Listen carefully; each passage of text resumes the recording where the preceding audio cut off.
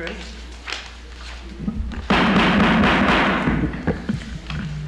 Good evening. This is September 2nd, 2025, meeting of the Council of the Borough of Matawan, New Jersey.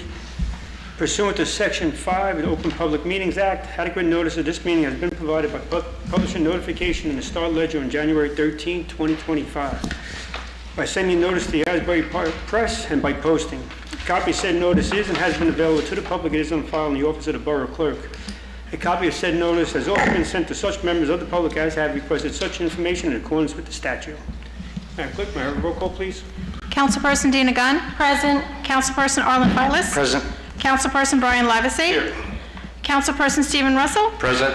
Councilperson Suzanne Reynolds. Here. Councilperson Charles Ross. Here. Mayor, you have a full quorum. Thank you. Please stand for a salute to the flag. I pledge allegiance to the flag of the United States of America and to the republic for which it stands, one nation, under God, indivisible, with liberty and justice for all. Please remain standing for a moment of silence. Please keep in your thoughts the victims of violence in Minneapolis and the passing of Lillian Berry.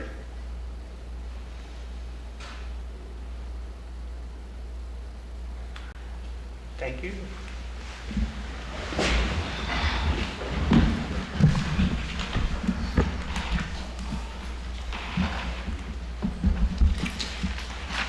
Before we continue, I'd like to read a few words in regards to Lillian Berry. We honor the memory of Lillian Berry, who passed away last week.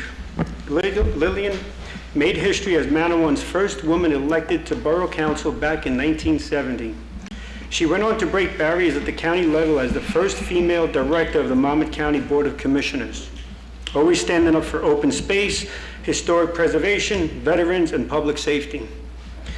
Many will remember her joining us at the 300th anniversary of the borough's mansion, showing how much our history meant to her as a steadfast supporter. That same respect for our history is something I believe in is just as important to us, for us to carry forward today, and has been a priority throughout my administration. We extend our deepest condolences to her family, and we remember her today with gratitude for a lifetime of service to the borough and county. Thank you. Except for any first responders, please silence all cell phones. Council and members of the public, please speak directly and clearly into the microphone to properly record for the audio system. At this time, privilege of the floor for agenda items only.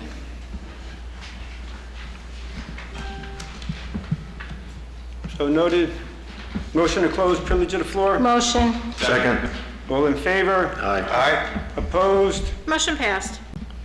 For consent agenda, before I continue, does anybody want to have one or two or more resolutions voted on separately? I just have a question for the first one. I'm trying to understand. This is overpayment. And I read through the back of it. Is it someone paid it on his behalf, or I'm trying to understand what it was. The writing wasn't that great. Sure. I think that's just like the pro forma language. So that was sent to us by our tax collector. But no, it's really a repayment to the former owner. This is not the current owner, the people who owned it when it was the bank. Okay, Yeah. The writing wasn't the best. I think I could probably jump in a little more based on my reading of it. Is there was probably a tax appeal going back a couple of years, and our attorney probably settled it at tax court, and this is just us saying, okay, we're gonna. I get it. When I read it, it sounded like somebody else paid their bill. I'm like, well, give me that guy's number. I'll have him pay mine. And it might be worded that way because, and I don't know, I could definitely find out, but in most cases, people who, like, most of the tax revenue we get, it comes from mortgage service providers, so it might have come from like a bank who paid it on their behalf, so. Fair enough. Thank you.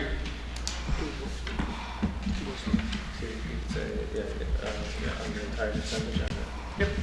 All right, so no one wants to vote on any specific resolution separately? Correct? Correct. On the consent agenda, Resolution 25-09-01 through Resolution 25-09-05. Could I have a motion? Motion. Second? Madam Clerk, roll call, please. Councilperson Gunn? Yes. Councilperson Silas? Yes. Councilperson Levesey? Yes. Councilperson Russell? Yes. Councilperson Reynolds? Yes. Councilperson Ross? Yes. Motion passed. Under new business, Resolution 25-09-06, authorizing Remington and Vernick engineers to provide professional services for the design, inspection, and construction administration of Eisenhower Court and MacArthur Drive 2024 Road Improvement Program. Could I have a motion? Motion. Second? Madam Clerk, roll call, please. Councilperson Gunn? Yes. Councilperson Silas? Yes. Councilperson Levesey? Yes. Councilperson Russell? Yes. Councilperson Reynolds? Yes. Councilperson Ross? Yes. Motion passed. And ordinance 25-17, amending and supplementing the revised general ordinances of the Borough of Matawan, Chapter 10, Use of Municipal Buildings, Section 10-2.2, Insurance. Can I have a motion to introduce? Motion. Second. Madam Clerk, roll call, please. Don't we already have insurance? I'm trying to understand what this is. Yeah, so I think what happened was Ryan brought this to my attention. The way that we had the insurance and the way the ordinance presently reads, people were having trouble renting our facilities because the way that the provision was written was too onerous. So they couldn't get insurance. So what we're gonna, if you guys vote to put this ordinance in, what we'll do is change the requirement to allow that if there's negligence by the borough or wrongful conduct by the borough, we're going to be responsible, but otherwise the premises renter would still be liable. So basically it's a language cleanup. Okay, thank you. We have a first and a second, right? Correct. Madam Clerk, roll call, please. Councilperson Gunn? Yes. Councilperson Silas? Yes. Councilperson Levesey? Yes. Councilperson Russell? Yes. Councilperson Reynolds? Yes. Councilperson Ross? Yes. Motion passed. Public hearing is scheduled for 7 p.m. September 16. And at this time, Resolution 25-09-07. Does somebody have any questions in regards to the payment of bills? I did. On here, so I was wondering, we're paying Cannon and McGuinn Law Firm for a liquor license? No, they are performing legal work as it relates to a liquor license that we have in town, yes. But does it have to do with cannabis? No, Does it have to do with cannabis? I was just in the lines. Do you have a liquor license? No, we don't have a liquor license. We're trying to make sure that one of the liquor licenses that someone currently owns doesn't lapse. So, as a member of our special legal pool, Mr. Cannon's firm has been assisting with that. We are, Why wouldn't, If it goes back to the state, Matawan doesn't get it anymore. That's right. I understand that. I'm just wondering why we're not having Mr. Cohen deal with it. He's our borough counsel, and Mr. Cannon is our cannabis attorney. He's also a member of our special counsel pool. So just like we have multiple engineers that perform work for us, we also have multiple attorneys that perform work for the borough. All right. Have a motion? Motion. second. Madam Clerk, roll call, please. Councilperson Gunn? Yes. Councilperson Silas? Yes. Councilperson Levesey? Yes. Councilperson Russell? Yes. Councilperson Reynolds? Yes. Councilperson Ross? Yes. Motion passed. At this time, privilege of the floor.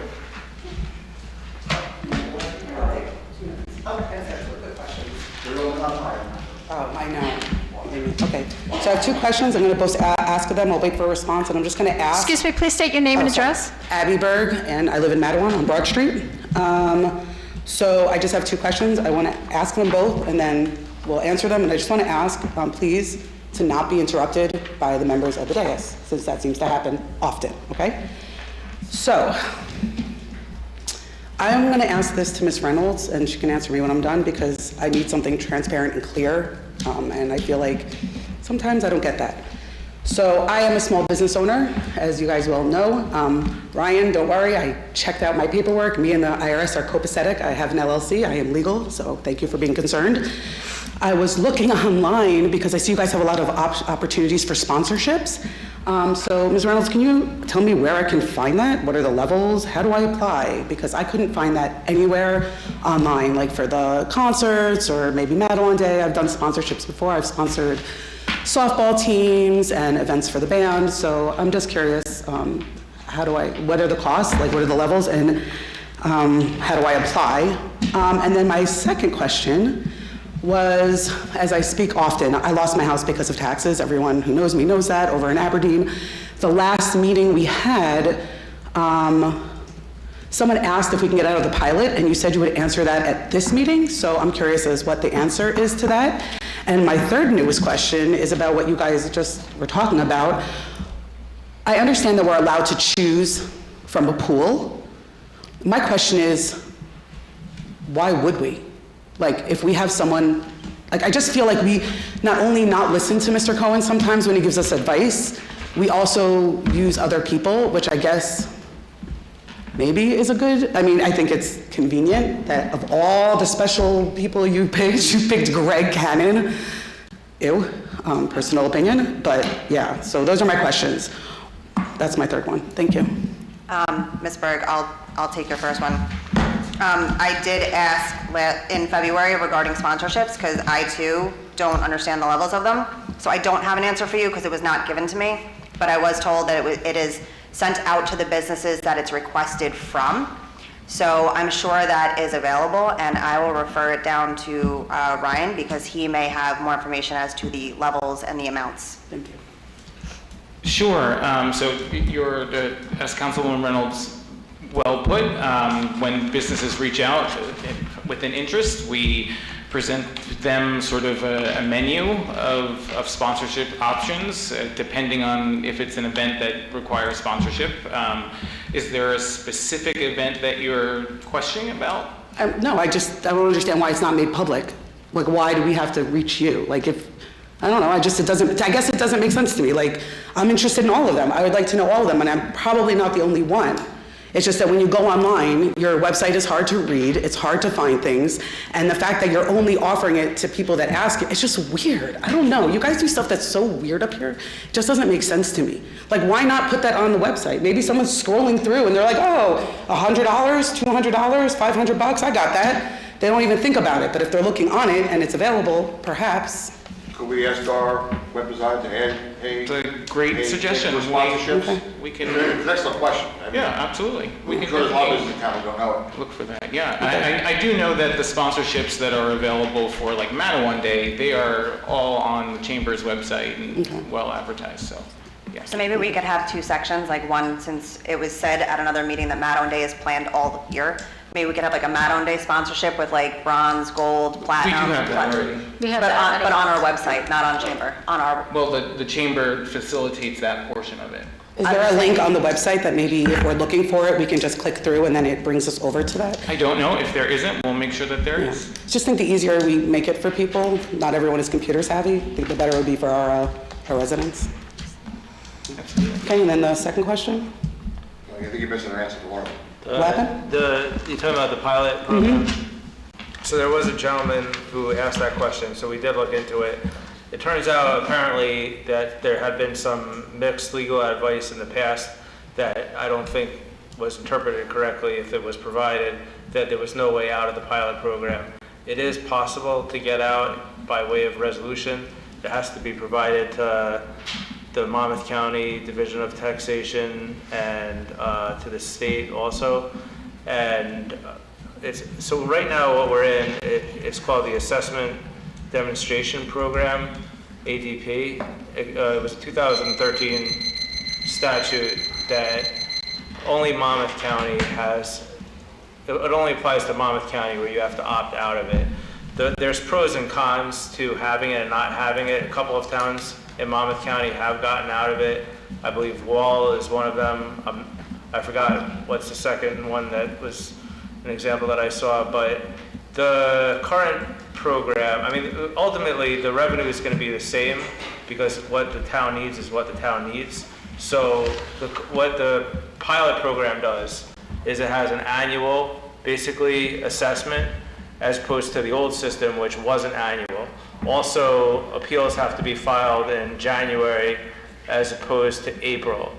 I'd say the reason why people are seeing this now is because in a hot market like what we've experienced, if houses on your block, for instance, are going up, that could cause your annual appraisal to go up. Whereas in the past, the market was a lot less reactive to your assessment. That's exactly how I lost my house.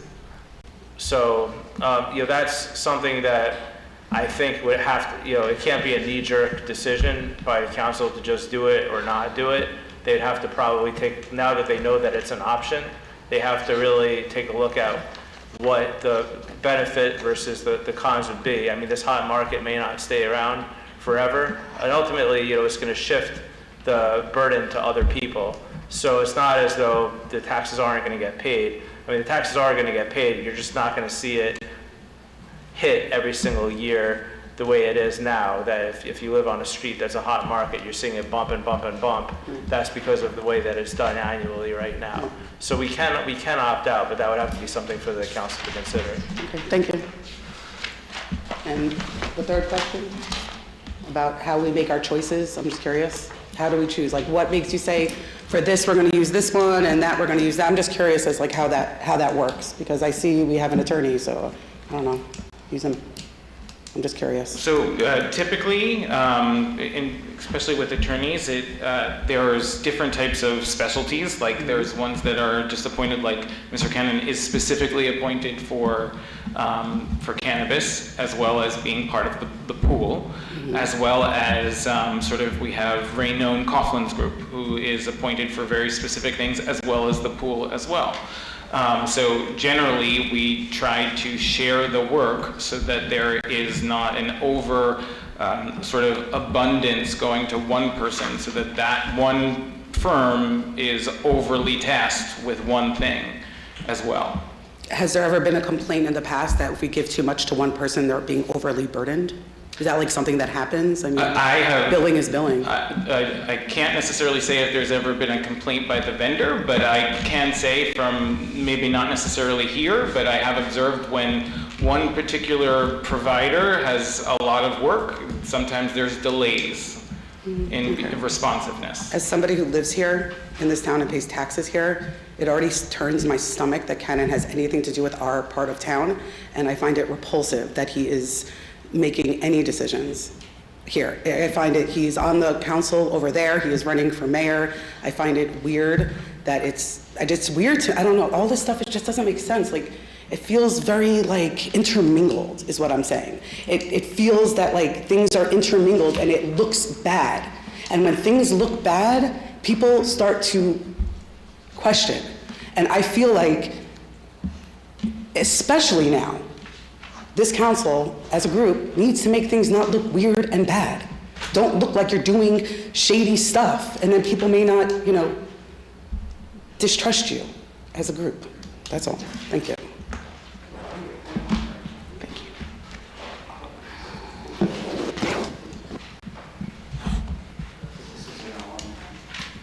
How do I turn this on? Should be on. Hello. John Serto, 29 Crescent Place. I request that the dais does not interrupt me. And for Councilwoman Gunn, I'm red because I was in the sun today. You don't have to worry. I'm not having any emotional breakdown like you thought I was last year at a meeting. As a concerned Matawan resident, taxpayer, water, sewer, ratepayer, I'm here to expose a troubling pattern of opacity that threatens our borough's integrity. For too long, Councilwoman Gunn's influence has reshaped our historical town, risking a slide towards this century's Tammany Hall, a machine of patronage and unchecked power. From January 7th to August 19th, 2025, 30 non-routine items were buried in consent agendas. I have a handout. I'll give it to Councilwoman Reynolds because I trust her. These include personnel appointments like Raquel Roach's stipend and promotion, contracts like the backup well, policy changes like the Lake Leffords park code suspension. These items violate the Open Public Meetings Act with vague descriptions that obscure financial and policy impacts. 12 personal actions, such as the hiring of Laura Callow and Judith Angelar, lack required rice notices breaching NJSA 10:4-12B8. You'll know the rule. Robert's Rules prohibits non-routine items from bypassing debate. Contracts like the backup well and Clinton Street Park improvements omit bidding and cost details, potentially violating NJSA 4A, you'll see it, Jonathan, and another one about debt hearings. The Matawan Day hire raises concern about unadvertised roles and funding favoritism, especially compared to raises concerns about unadvertised roles and funding favoritism, especially when compared to underfunded programs like the farmers market. The Lefferts Lakeside dining suspension ignored the contamination concerns raised on June 3rd, risking public health for expediency. Selective enforcement of 5-minute speech. My microphone went dead. You had a battery. I still have, I had more than, that should not be clipped. Up. Well, make sure they get it. No. Okay, all right. No, I was at least at 250. No problem. This one. That was not working. Hello? Okay. To continue, selective enforcement of 5-minute speech limits silences critics while allies speak freely, violating NJSA 10:4-12A mandate for fair participation.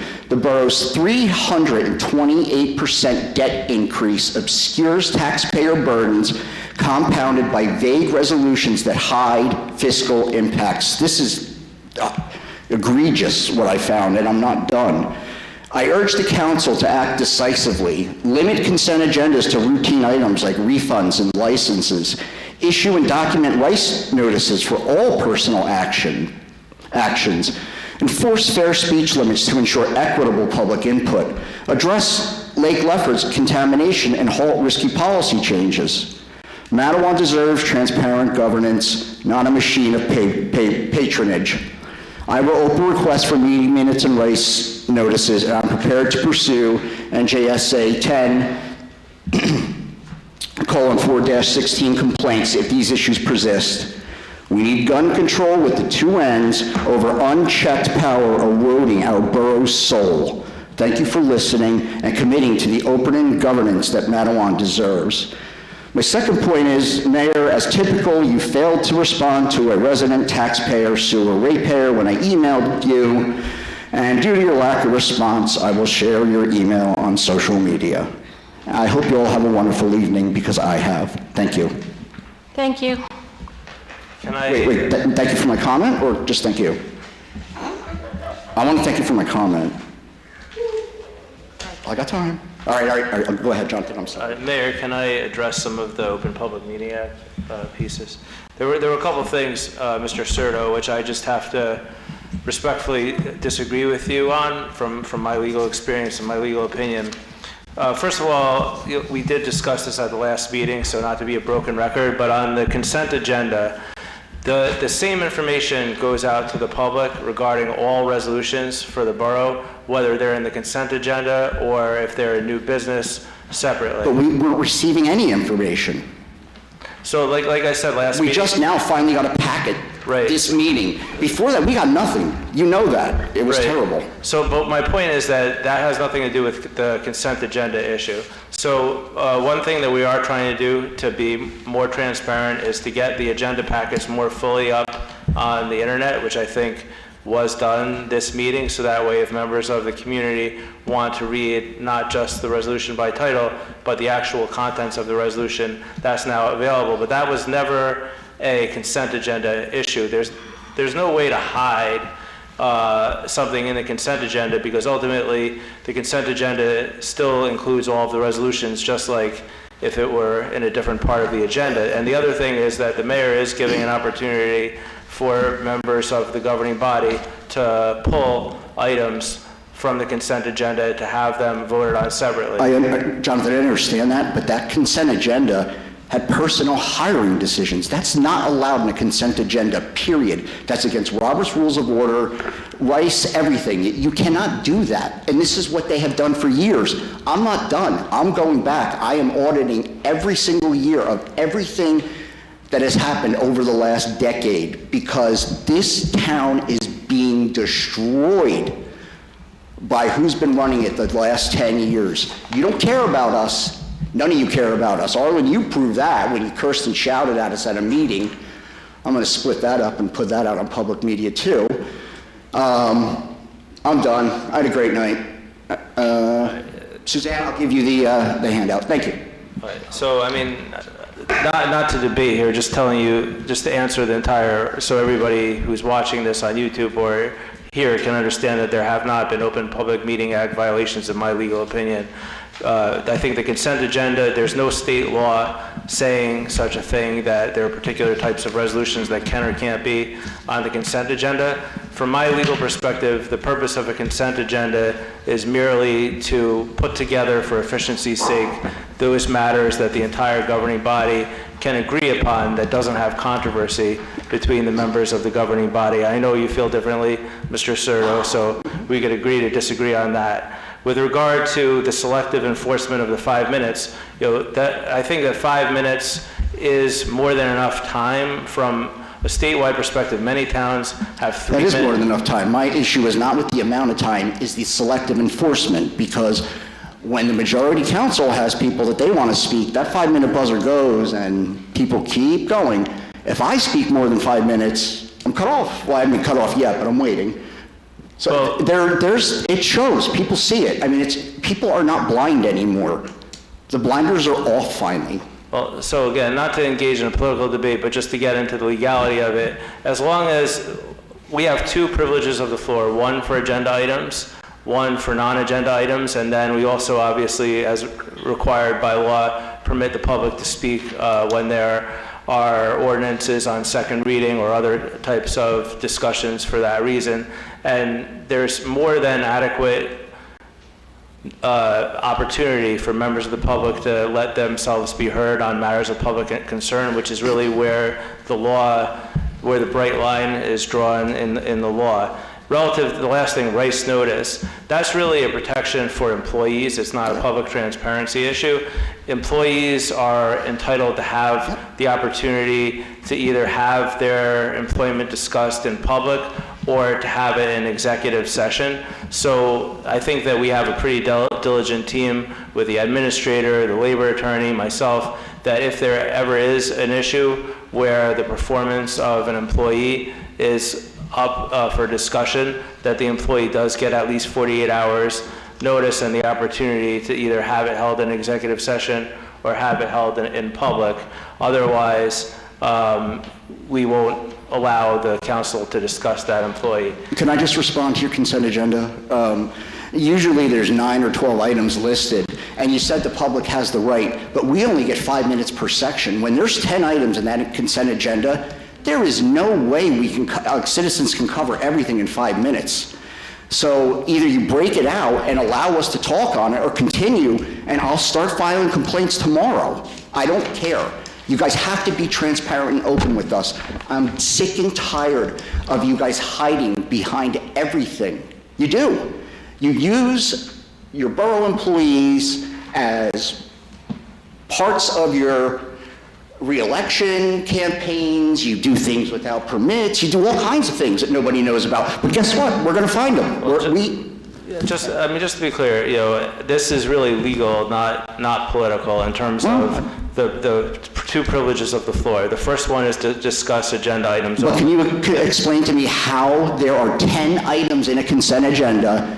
I'm given 5 minutes, and I'm expected to look at the consent agenda and divide it by 10 and give each one. That's not fair that's lacks transparency to the public. If everyone disagrees with me, go right ahead, but you're wrong. Well, there's no transparency. I'm just trying to explain that. I understand the legal side of it as well, and I don't mean to argue back and forth with you. That's not my intent. It's fine, we appreciate your engagement, but what I'm just trying to explain is that So when we do the first privilege of the floor for agenda items only, everyone has 5 minutes to speak. If a resolution is on the consent agenda or it's on new business, it doesn't matter. It's not like we reopen to the floor for every resolution for there to be a new 5 minutes. So for the public, they have the same 5 minutes to discuss all of the resolutions, irrespective of whether they're blocked in the consent agenda or each one is voted on separately. It wouldn't have any impact on the public's right to be heard on the particular resolution. If 5 minutes is inadequate, that's a separate issue. But like I said, 5 minutes is actually on the longer side for most I'm just towns. worried about consent agenda, 5 minutes, 10 items in the consent agenda. Explain to me how the public has enough time in 5 minutes to discuss an item. They may want to discuss all 10, but they don't have enough time. There's a reason why those things are put in consent agenda, so you hide it, so people cannot discuss it. That's why that's done. It's transparency. I'm not an idiot. Some of the members up here may think so. I'm not. I know what I'm talking about. I am done with the majority council. They go after minor children with political campaigns and all other stuff. It's over. So, okay, so I think we have an understanding as to what I'm trying to say relative to... I understand. Okay. And then the last issue, if somebody emails a quorum of the body, it's actually my legal advice, so you could come here and blame me, that that's a problem. I've gotten in trouble with members of the governing body because my personal view as a lawyer is I don't want to push the boundary in terms of what constitutes a violation of the Open Public Meetings Act. And one way that that could be done is when councils, and I've seen this happen in different types of public bodies, they start engaging in email discussions where more than a quorum is sort of talking to one another. And in order for that to happen, there needs to be a advertisement of a public meeting. Right. So one of the reasons why sometimes members of the public might not get their email answered as expeditiously as they want is if they email more than a majority of the quorum, that puts the person who received the email in a tough spot, because if they hit reply all, now they're engaging in potentially an Open Public Meeting Act type of discussion. So I know in your case, I did email you privately. I know you wanted an answer from somebody else, but that, the part of that was my legal advice, that we don't want to have quorums of the governing body having these discussions. Yeah, I agree, because when I was appointed, I'm glad that you're here, because when I was appointed the administrator of All About Matawan, which is our local Facebook page, the folks on the dais that were on the majority side, they held a Saturday meeting and posted a letter on Facebook signed by the mayor, and it was quorum. No one said a word. So you guys play by different sets of rules. Well, I haven't seen anything like that. I'll show it to you. I'll send it to you. I understand what you're saying, but what I'm saying is since I've been here in January, No, I'm glad you're here. I haven't seen Open Public Meetings Act violations. I think that we've been cautious to try to prevent them from happening. And obviously, we invite members of the public to try to help us with that, but that's something that I haven't seen happen. I don't think that there have been any OPMA violations since I've been the borough attorney. And I intend to continue to, I believe it's part of my job, to make sure that doesn't happen. So I do thank you for your comments. Okay, thank you. I just want to just add as a follow-up, of course, I'm not a final decision maker when it comes to resolutions and ordinances, but I do like to make myself available for residents whenever they have questions, obviously well outside of the limits of a meeting. So if residents or anyone has concerns about things on the agenda or even beyond that, I do welcome them to contact me, and I'll try to make as much time as I can. So thank you. I have to agree. I think the clock is obnoxious, to be honest with you. If the residents want to speak and it takes more than 5 minutes, we should let them speak. We never really held anybody to.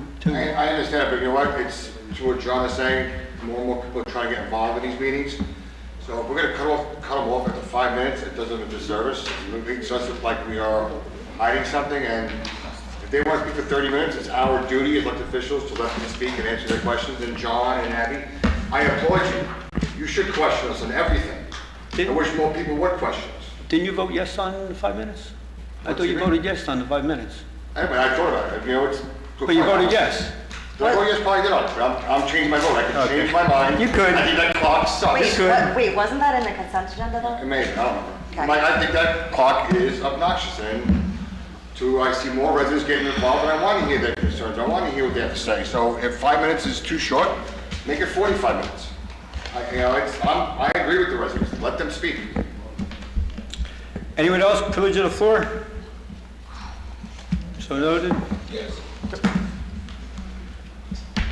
Hi, I'm Bob Casagrande, 28 Main Drive. I'm trying to get a little more engaged with politics of Matawan, and because I've sort of been out of touch for a while. I'm here every day.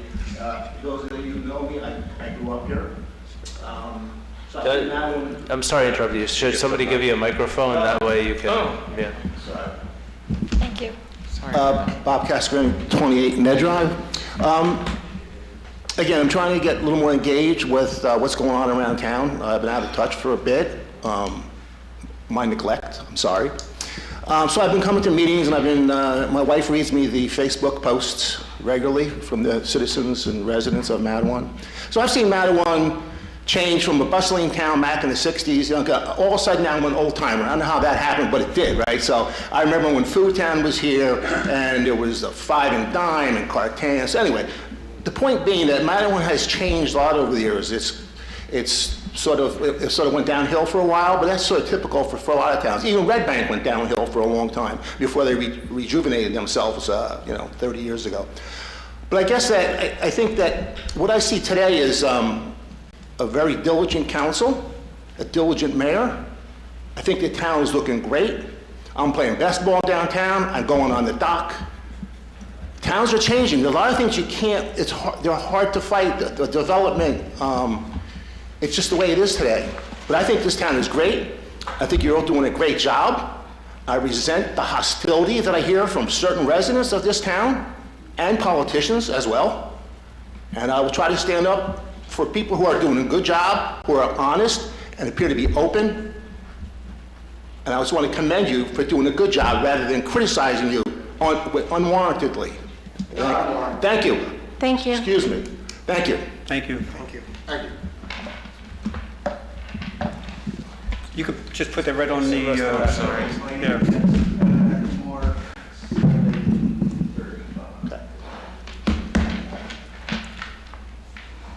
Anyone else, privilege of the floor? So noted. Motion to close privilege of the floor? Motion. Second. All in favor? Aye. Opposed? Motion passed. And at this time, motion to adjourn to executive session. Motion. Second. All in favor? Aye. Opposed? Motion passed. Thank you. Have a good night. Mayor, can we stand here? We don't- No, for the mayor and the governing body, we'll go to the conference room across the hall. It's partially virtual meeting. The executive session is for litigation. Go across the hall, yeah. Sorry.